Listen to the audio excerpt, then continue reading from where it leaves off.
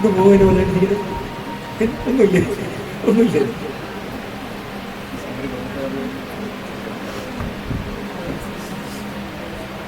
എൻ്റെ പേര് ലിജോ, ഇതെൻ്റെ വൈഫ് മീനു. മീനുവിൻ്റെ അനിയത്തിയാണ് റിയയുടെ ഹസ്ബൻഡ് ടോളിൻ. ഞങ്ങൾ കുഞ്ഞിന് വേണ്ടിയിട്ടാണ് ഇവിടെ സാക്ഷ്യം പറയുന്നത്. കഴിഞ്ഞ ഒക്ടോബർ ഇവിടെ നമ്മൾക്ക് എന്താ പറയുക, ഞങ്ങൾക്ക് ഡോക്ടേഴ്സ് പറഞ്ഞ് ഇവിടെ കിട്ടില്ല എന്ന് പറഞ്ഞു. ഒരു ചെറിയൊരു പനി വന്ന് ഫിക്സായി ഇവിടെ കിട്ടില്ല എന്ന് പറഞ്ഞ്. ഞാൻ ജർമ്മനിയിലാണ് വർക്ക് ചെയ്യുന്നത്. ഞാൻ അവിടെ നിന്ന് പപ്പേനെ വിളിച്ചു പറഞ്ഞു ഇങ്ങനൊരു കാര്യമുണ്ട് പപ്പ. അപ്പോൾ പപ്പ എനിക്ക് വേണ്ടി ഞങ്ങൾക്ക് വേണ്ടി പ്രാർത്ഥന, കുഞ്ഞിന് വേണ്ടി പ്രാർത്ഥിക്കുന്ന കൊച്ചിൻ്റെ ഫോട്ടോയും കാര്യങ്ങളും ഞാൻ ഇട്ട് കൊടുത്തു. പപ്പയുടെയും അവിടെ കൂട്ടായ്മയുടെയും പ്രാർത്ഥനയുടെ പറയുന്നുണ്ട്. ഇപ്പൊ ഇവിടെ കിട്ടേണ്ടോ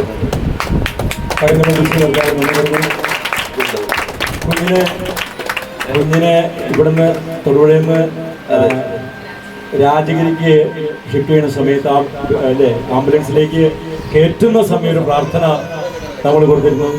ശക്തമായിട്ടൊരു പ്രാർത്ഥന നമ്മൾ കൊടുത്തു അല്ലേ. കർത്താവിൻ്റെ ശക്തമായൊരു ഇടപെടലായിരുന്നു ആ നിമിഷം മുതൽ കുഞ്ഞിൻ്റെ ജീവിതത്തിൽ അല്ലേ. പറഞ്ഞ പോലെ അത് ആർക്കെ നമ്മൾ പറഞ്ഞു ആർക്കെ പറയാൻ പറ്റുന്നു നാട്ടിൽ പറഞ്ഞു. ഇവിടെ ഹോസ്പിറ്റലിൽ മൂവാറ്റുപുഴ ഹോസ്പിറ്റലായിരുന്നു. മൂവാറ്റുപുഴ ഹോസ്പിറ്റലിൽ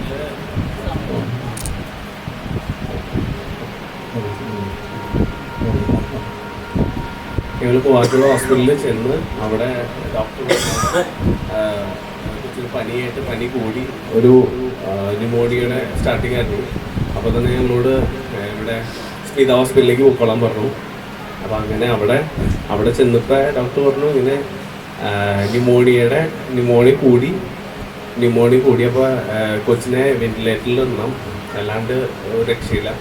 അപ്പോൾ ഇനിയിപ്പോൾ കൂടുതൽ നമുക്ക് ഇവിടെ നോക്കാൻ വെന്റിലേറ്ററിലായതിന് പിന്നെ നമുക്ക് അവിടെ ടെസ്റ്റ് ചെയ്യാൻ ഒന്നുമില്ല, ചെക്ക് ചെയ്യാൻ പറ്റില്ല. അപ്പോൾ അതിന് വേണ്ടിയിട്ട് ഇവിടെ രാജേരിയിലേക്ക് പൊക്കോളാൻ പറഞ്ഞു. അപ്പോൾ വെന്റിലേറ്ററിലാക്കിയിട്ട് വേണം പോകാൻ. അങ്ങനെ രാജേരി പോയി. അപ്പോഴേക്കും അവിടെ ഡോക്ടർ പറഞ്ഞു ഞങ്ങൾക്ക് ഇങ്ങനെ കൊച്ചിനെ തിരിച്ച് കിട്ടുമോ ഇല്ലയോ എന്ന് ഞങ്ങൾക്ക് ഉറപ്പ് പറയാൻ പറ്റില്ല. ഹോപ്പ്ലെസ്സാണ് പറഞ്ഞത്. കൊച്ചിനെ തിരിച്ച് ജീവനോടെ കിട്ടുമോ ഇല്ലയോ എന്ന് ഞങ്ങൾക്ക് ഒന്നും പറയാൻ പറ്റാത്ത അവസ്ഥയിൽ അത്രമാത്രം ഇൻഫെക്ഷനെ കയറി അടിച്ച് അങ്ങനെ വളരെ ക്രിട്ടിക്കൽ അവസ്ഥയിലാണ് രാജഗിരിക്ക് ചെല്ലുന്നത്. രാജഗിരി ചെന്നപ്പോൾ അവിടെ 40% അവർ ഈ വെന്റിലേറ്ററിലാണ് വർക്ക് ചെയ്തുകൊണ്ടിരുന്നത്. അപ്പോൾ അങ്ങനെ അങ്ങനത്തെ ഒരു സിറ്റുവേഷനിലാണ് അവിടെ ചെന്നത്. അപ്പോൾ അത് കഴിഞ്ഞിട്ട് അങ്ങനെ എല്ലാവരും പ്രാർത്ഥിച്ചു. എല്ലാവരുടെയും ആ പ്രാർത്ഥന പ്രാർത്ഥിച്ചു. അന്നൊരു കാര്യം പറഞ്ഞിരുന്നു, കുഞ്ഞിനെയും കൊണ്ട് കൂട്ടായ്മയിൽ വന്ന് സാക്ഷ്യം പറയണം. കുഞ്ഞിനെ കൊണ്ട് കൂട്ടായ്മയിൽ വന്ന് സാക്ഷ്യം പറയണേ കുഞ്ഞ് ജീവനോടെ ഇരിക്കണോ വേണ്ടയോ? ഇരിക്കണോ വേണ്ടയോ? അതാണ് വിശ്വാസം. ജീവിക്കുന്ന കർത്താവിനുള്ള വിശ്വാസം അതാണ്.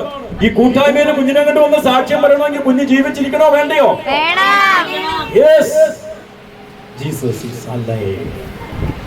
അതാണ് ഇപ്പൊ നിങ്ങൾ കണ്ടത്. കർത്താവിന്റെ നാമം മഹത്വം. കർത്താവിന്റെ നാമം മഹത്വം. ആരോഗ്യത്തോടെ കുഞ്ഞിനെ തിരിച്ചു കൊടുത്തു. താമസിച്ചത് കുഞ്ഞിന് അല്ലേ പുറത്തേക്ക് കൂടുതൽ ഇറക്കിയിരുന്നില്ല. ഒന്ന് കയറുകയാണെന്ന് പറഞ്ഞിരുന്നുകൊണ്ടാണ് അല്പം താമസിക്കുന്ന സമയം. അപ്പൊ മെഡിക്കായിട്ടിരിക്കാൻ നമുക്ക് കുഴപ്പമൊന്നുമില്ലോ? കുഴപ്പമില്ല, പ്രശ്നമില്ലോ?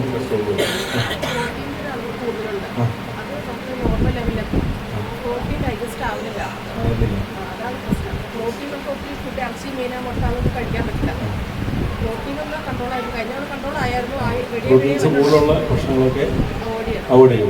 ഇല്ലേ? ഓക്കെ, അത് നമുക്ക് പ്രാർത്ഥന എടുക്കാം. നമ്മൾ പ്രാർത്ഥിക്കും. നമ്മുടെ കൂട്ടായ്മ എല്ലാ ദിവസവും പ്രാർത്ഥന ഉള്ളതാണ്. കുഞ്ഞുങ്ങളെല്ലാം പ്രാർത്ഥിക്കുന്ന 1 മണിക്കൂർ സമയം നമ്മൾ പ്രത്യേകമായിട്ട് കുഞ്ഞിന് വേണ്ടി നമ്മൾ പ്രാർത്ഥിക്കും. അല്ലേ? ഇപ്പോൾ കർത്താവ് ചെയ്ത വൻ കൃപകൾ. നമ്മുടെ ദൈവം ജീവിക്കുന്ന ദൈവമാണ്. നമ്മുടെ കർത്താവ് ജീവിക്കുന്ന ദൈവമാണ്. വചനം അല്ലേ? ഇപ്പോൾ കുഞ്ഞ് വചനം കൊടുത്താ പ്രാർത്ഥിച്ചത്. വചനം എന്താ? ആ ജീവനുള്ളതാണ്. കർത്താവിന്റെ വചനം ജീവനുള്ളതാണ്. ഞാൻ നിങ്ങളോട് പറഞ്ഞ വാക്കുകൾ ജീവനുമാണ്. കർത്താവിന്റെ വാക്കുകൾ അഥവാ കർത്താവിന്റെ വചനം എന്താണ്? ആത്മാവും ജീവനുമാണ്. അല്ലേ? നിനക്കൊരു തിന്മയും ഭവിക്കുകയില്ല, ഒരനർത്ഥവും സമീപിക്കുകയില്ല. 91-ാം സങ്കീർത്തനം 10-ാം തിരുവചനം അല്ലേ? ഈ വചനമൊക്കെ സൈഡിൽ എഴുതി വെച്ചിരിക്കുന്നതേ, നിങ്ങളൊരു വചനമെങ്കിലും വായിച്ചിട്ട് അത് ഉള്ളിലാക്കിക്കൊണ്ട് പോകണം കേട്ടോ. ഈ പറയുന്ന വചനമൊക്കെ ഇവിടെ കിട്ടാറുണ്ട്. ഈ പരിസരത്തൊക്കെ ഈ വീട് നിറച്ച് വചനമാണ്, ഇതിന്റെ മതിൽ നിറച്ച് വചനമാണ്, മനസ്സിലായോ? അതുകൊണ്ട് ഈ വചനമൊക്കെ എഴുതി വെച്ച് കുറെ പറഞ്ഞിട്ട് ആരും ഈ വീട്ടിലേക്ക് അടുക്കില്ലാകും. കാരണം എന്താണെന്നറിയുമോ? ഇത് പൊന്തിക്കൂസാരാണ്. പൊന്തിക്കൂസിലേക്ക് പോയി പൊന്തിക്കൂസാരുടെ വീടാണെന്ന് പറഞ്ഞ് ഈ പരിസരത്ത് ആരും അടക്കത്തില്ലായിരുന്നു. പിന്നെ ഈ കുടുംബ പ്രാർത്ഥന കഴിഞ്ഞതിന്റെ മാസം നടത്തി കഴിഞ്ഞപ്പോഴാണ് ശിവടാ ഇത് പൊന്തിക്കൂസായില്ലല്ലോ, ഇത് യാക്കോബിന്റെ തന്നെയാണല്ലോ എന്നും പറഞ്ഞ് പിന്നെ ആൾക്കാർ വന്നോടിക്കും. ഹല്ലേലൂയ. വചനം മതിലെഴുതിയ പൊന്തിക്കൂസാവോ? ഹൃദയത്തിന്റെ ഉള്ളിൽ വചനമില്ലെങ്കിൽ മതിലെഴുതിയിട്ട് കാര്യമില്ല കേട്ടോ. നമ്മുടെ ഉള്ളിൽ വചനം ഇല്ലെങ്കിൽ അത് മതിലെഴുതിയിട്ട് കാര്യമില്ല. അങ്ങനെ ആ വചനം ആധികാരികമായിട്ട് കൊടുത്താണ് കുഞ്ഞിന് വേണ്ടി ഒന്ന് പ്രാർത്ഥിച്ചത്. അന്ന് കുഞ്ഞിന് വേണ്ടി പ്രാർത്ഥിക്കുമ്പോൾ ലൂക്കാ 6:19, മത്തായി 8:16, ജ്ഞാനം 16:12 ഈ 3-4 വചനങ്ങൾ കോട്ട് ചെയ്ത് അന്ന് പ്രാർത്ഥിച്ചത്. കർത്താവിൽ നിന്ന് ശക്തി പുറപ്പെട്ട് എല്ലാവരെയും സുഖപ്പെടുത്തിയിരുന്നു. പ്രാർത്ഥിക്കുന്ന ആളുടെ എന്തെങ്കിലും ക്വാളിറ്റിയാണോ? കർത്താവിൽ നിന്ന് ശക്തി പുറപ്പെട്ട് എല്ലാവരെയും സുഖപ്പെടുത്തിയിരുന്നു. അതാണ് നമ്മൾ നേർസാക്ഷ്യത്തിൽ കാണുക. കർത്താവ് സമൃദ്ധമായിട്ട് കുടുംബസമേതം കുഞ്ഞുങ്ങളെ ഒക്കെ കർത്താവ് അനുഗ്രഹിക്കുകയാണ്. മക്കളെല്ലാം കർത്താവ് അനുഗ്രഹിക്കുകയാണ് അല്ലേ? ലിജോയൊക്കെ നമ്മളെ വിളങ്ങണി യാത്രയിൽ വന്നിട്ടുണ്ട്, മറ്റേ വെള്ളിയാഴ്ച കൂട്ടായ്മയിൽ വന്നിട്ടുണ്ട്. വെള്ളിയാഴ്ച കൂട്ടായ്മ വന്നവർക്ക് അറിയാം, വിളങ്ങണിയിൽ യാത്രയിൽ വന്നവർക്ക് സമയത്ത് അറിയാം. അപ്പോൾ വീണ്ടും ഒരു മാസം അല്ലേ, ഒരു മാസത്തെ വെക്കേഷന് വീണ്ടും ഇത് കടന്നു വന്നിരിക്കുകയാണ്. തന്നെ പറഞ്ഞിരുന്നു അടുത്ത കൂട്ടായ്മയിൽ നമുക്ക് ഇതിനോട് വന്ന് സാക്ഷ്യം പറയാം എന്ന് പറഞ്ഞിരുന്നു. കർത്താവ് സമൃദ്ധമായിട്ട് അനുഗ്രഹിക്കട്ടെ. നമുക്ക് വലതുകരം ഒന്ന് ഉയർത്തി, കുഞ്ഞിലേക്ക് വലതുകരം ഒന്ന് ഉയർത്തി പിടിച്ച് ഒന്ന് ഒറ്റ നിമിഷം എണീറ്റ് നിന്ന് നടുക്കൊന്ന് ഒന്ന് എണീറ്റിട്ട് വലതുകരം കുഞ്ഞിലേക്ക് ഒന്ന് ഉയർത്തി പിടിക്കുക. നമുക്കറിയാം പ്രോട്ടീൻ്റെ ഒരു ബാലൻസ് അത് വരാനുണ്ട്. അത് നമ്മൾ പ്രാർത്ഥിക്കുകയാണ്, കർത്താവിന്റെ സന്നദ്ധിയിൽ നമ്മൾ പ്രാർത്ഥിക്കുകയാണ്. ഈ സമയത്ത് ഇത്രയും ചെയ്ത ദൈവം ഇനിയും ചെയ്യും. ഇനിയും ചെയ്യും. കർത്താവ് ചെയ്യും. ആമേൻ പറഞ്ഞു ഏറ്റെടുത്തു. വിശ്വാസത്തോടെ നമ്മൾ പ്രാർത്ഥിക്കുന്നു. കുഞ്ഞിന് വേണ്ടി ഒരു നിമിഷം പ്രാർത്ഥിക്കുന്നു. Hallelujah, hallelujah.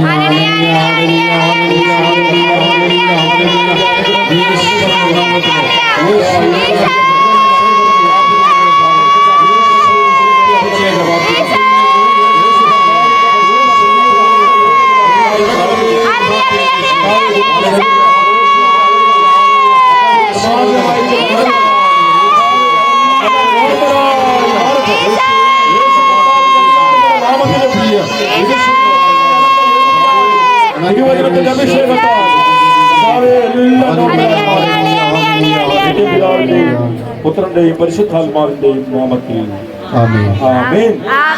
ഹല്ലേലൂയ. ഓക്കെ, കർത്താവ് സമൃദ്ധമായി അനുഗ്രഹിക്കട്ടെ.